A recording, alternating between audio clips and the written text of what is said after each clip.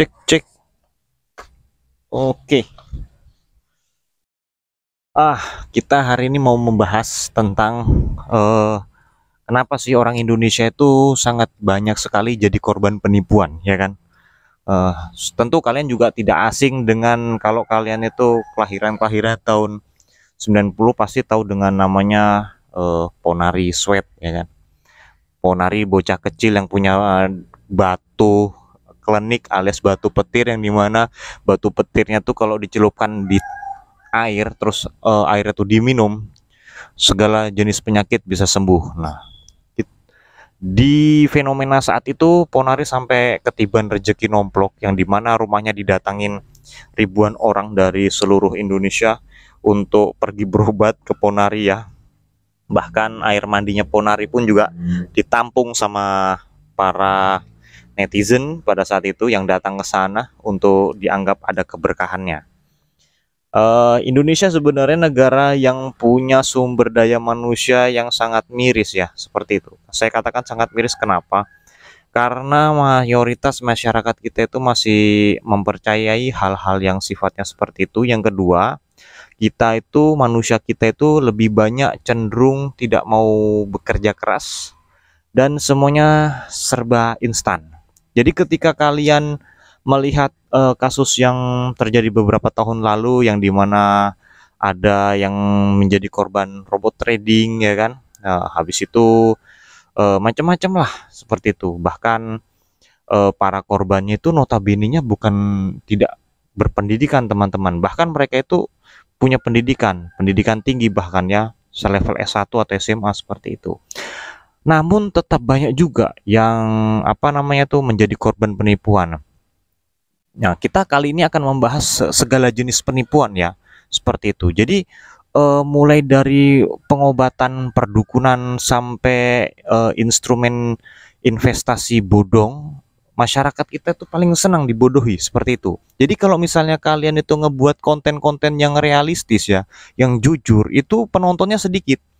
Tapi kalau misalnya kalian itu membuat sebuah konten kebohongan, ketidakjujuran, masyarakat kita akan antusiasme ke arah itu.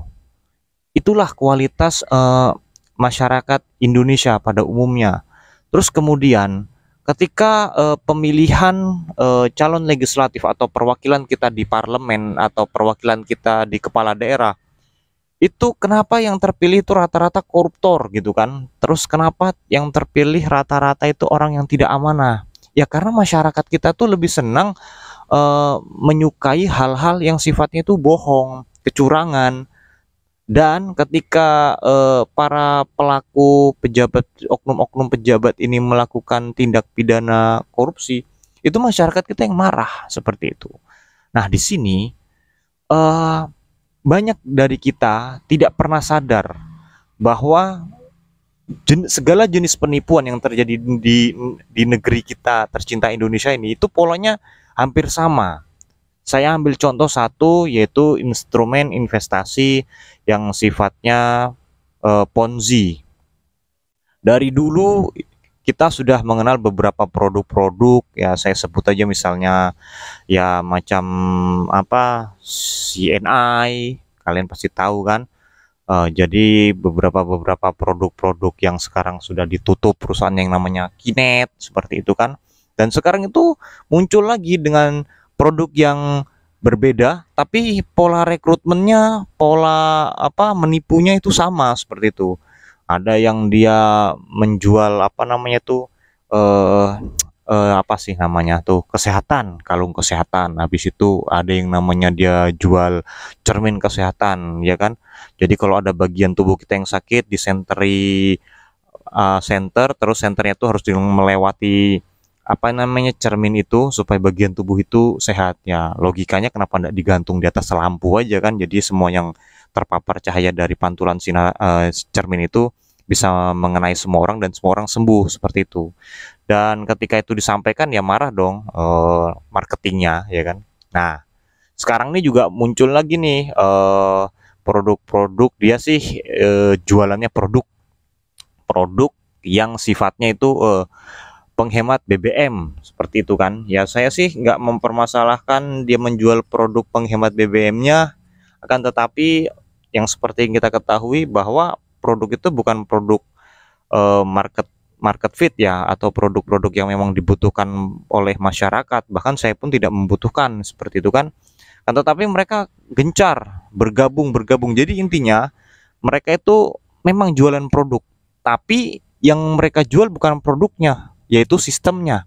Seperti itu. Jadi kalau ditanya bagi mereka yang sukses, mereka selalu berkata, saya tidak fokus menjual produk yang saya beli, akan tetapi saya menjual produk dari pusat, ya kan. Ya, dia tidak menyebutkan produk pusat itu apa. Produk pusat itu yaitu tadi itu sistem keanggotaannya itu yang dijual, seperti itu. Makanya ketika kamu bergabung di wilayahmu itu belum ada yang bergabung, ya kamu akan menjadi top leader. Tapi ketika kamu sudah bergabung di sekian puluh orang, ya kamu nggak akan pernah bisa jadi top leader seperti itu. Sekalipun kamu bisa menjual jutaan pieces produk yang tidak market fit tadi itu, seperti itu. Nah, bahkan sekarang pun dia terjunnya nggak cuma ke penghemat BBM, ke pertanian lah, ke perikanan lah. Pokoknya yang dia sasar ini orang-orang yang notabene-nya dia tahu perilaku masyarakat Indonesia itu paling tidak suka untuk diedukasi.